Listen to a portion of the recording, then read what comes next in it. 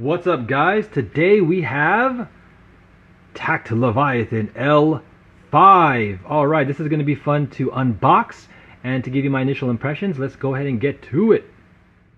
Alright, here we go. I'm excited to take a look at this. This is another left spinning bay, and I think this one actually has a great amount of attack potential because this spins left and it has just enough of these little dagger points here. Especially there's a prominent one on each side here, and these, even though they spin left and generally are smooth, they have like a higher, kind of a little bit more higher degree or a larger degree of it sticking out compared to, let's say, like Salamander, where they go in.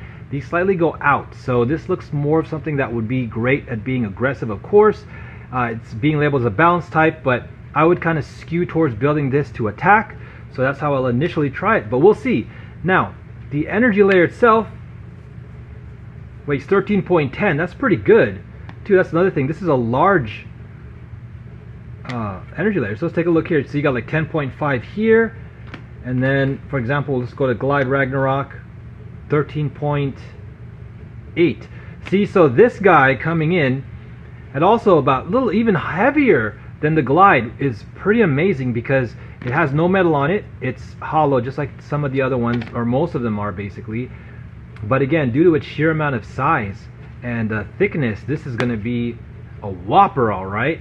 So let's take a look at armor here. It comes with 7, 22.55, 4-ish. So this is kind of on the mid to lightweight end of things. Some of them are really light, like 17, 18 grams, but these can also go a lot higher, as we saw with like something like Wheel, for example, can go all the way up to 24.79.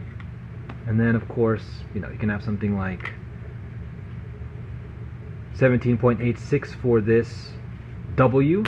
So 7 is okay. And nothing about the shape stands out to me right now. It does look balanced on two sides laterally, so it's not as circular. But again, let's say you line it up, if we put it on here.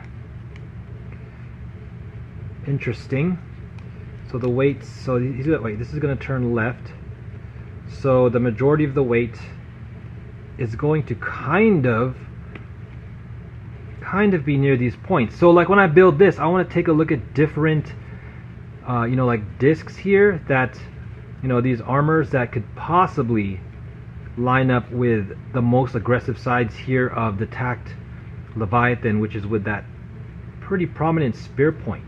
So that's my initial idea there. And let's take a look at the Hypersphere driver, 7.97. This is actually rather low for Hypersphere drivers, because if we'll take a look here, 7.97 versus 8.69, so this is a little bit more than a gram. And then let's take a look at this one, 9.29. So again, relatively light. And then if we take a look at one of the revolves, 10.54.